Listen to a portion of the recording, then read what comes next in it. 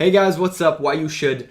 We're going to be moving into something that I want to do today and at least one more time. Might be more than that, but might be next week or might not be next week, maybe the week after that.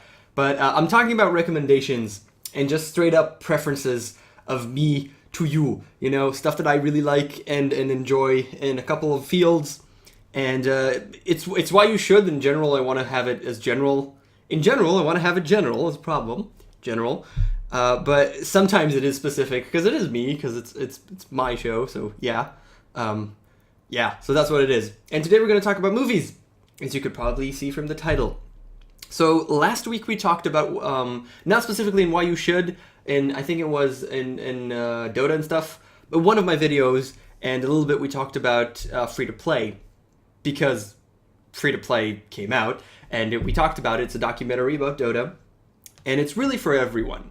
Now, the first thing that I want to talk to you about is actually another documentary. Because free-to-play got out, it kind of procked a lot of sites to put up lists of gaming documentaries. The best gaming documentaries are really the only gaming documentaries. And it kind of procked me to check out a couple more of them. One that I knew existed but I haven't watched so far was The Smash Brothers. That's just how it's called, The Smash Brothers. And it talks about Super Smash Brothers Melee. Super Smash Brothers Melee, which is a game came out in 2000 or 2001 and is still played professionally today. It's a casual game. It was supposed to be a casual party game, but they found the professional, the hardcore part in it, and an entire community rose out of that game and plays it to this day. We're 2014, so it's years and years and years. And it was really interesting. It's not really a movie, it's actually a series. It's 9 episodes of about 20-something, 27, 28 minutes a pop, which is a lot. But it's really interesting. It talks about the entire community and the 7 greatest players of Smash ever, which is something that's clearly subject to change. But as we stand right now, they have a lot of history going backwards. And I watched the entire thing. It's not for everyone, but I wanted to mention it because it was pretty interesting. And I really got into it more because it was supposed to be a party game, right? But they found the hardcore in it. And from a game design perspective, it's very interesting for me. It's not the most technical documentary in the world. I mean, they do talk about the game, but it's not as technical as maybe I'd want it to be. But it's not meant to be technical. It's meant to be for a broader audience, so anyone can watch it, and you don't have to be super tech head or gaming oriented in order to watch it. It more talks about the community and the players themselves. But it does have technical aspects, and that was interesting for me to see from a game design perspective, as well as just a generally good story and interesting story and fun to watch, and it's pretty good. So that's not for everybody, but that's that. Now, let's talk about my favorite movies of all times. Now, I'm not a big film goer. I don't watch a lot of films, and the movies that I like are usually... We're not going to talk about any anime movies right now at all, though we might do it in the future, and that's another recommendation, one that we have to talk about. But we're going to talk about real live-action movies, okay? And we're going to talk about 2 that are my favorite, and then 4 that I think are a general favorite for everybody. And that's it, right? That's all the things that I wrote down. So, 2 of my favorite movies of all time. Not everybody knows them, but I absolutely love them. And the first one is Kung Pao. This is, it's pretty old.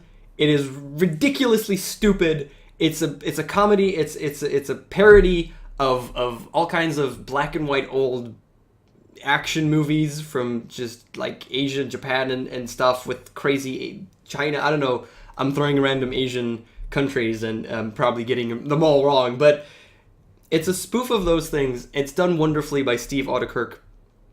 Probably didn't say his name correctly, but he plays in it and directed it, and it's really, really, really stupid. And what I really liked about the movie, I watched it a million times. Well, not million, more like about 100, and I'm not exaggerating when I'm saying 100. I watched this movie a lot of times as a kid. Haven't watched it in a couple of years, but it's one of my favorite movies of all time. The reason that I watched it so much is because it's so funny throughout that you're laughing so hard from one thing, and you don't manage to actually hear the next thing that's funny. even after watching it so many times, you keep finding these tiny little details that they put in that are really dumb and hilarious and are still in there. And that's what I really, really like about that movie. There's so many hidden things that you have to find out as you watch the movie a second, third, fourth, fifth, 20th, 30th time. I absolutely, it's so dumb. It's ridiculous. It speaks exactly to my funny bone in that really stupid kind of way. And I absolutely love it. It's dumb as hell. It's not for everyone, again, I assume. I mean, some people will find it way too stupid. But for me, that is perfect. And it's one of my favorite movies of all time. Okay, let's move on to some other more serious movies. And I'm going to talk about a couple of thrillers. Okay, but before we get to them, I think they're just called thrillers, really. That's just the genre. But one of my a wonderful movie that I really, really enjoy is called 4 Rooms. And it depicts the life of a bellhop during one night and 4 rooms in the hotel that he works in. The bellhop is played by Tim Roth, and he is just spectacular performance. It's like, holy crap, it's a spectacular performance. That I have so mad props to that actor because it's such a wonderful, wonderful performance in that movie. But every room, there's 4 rooms, and every room is by a different director. So it's pretty interesting to see how each of them is a little bit different. And they are just mental. I mean, not all of them are as good as others. I mean, I love the last one and either the second or the third one. I can't remember the order exactly, but I love 2 Rooms, and the other 2 rooms are pretty damn good as well.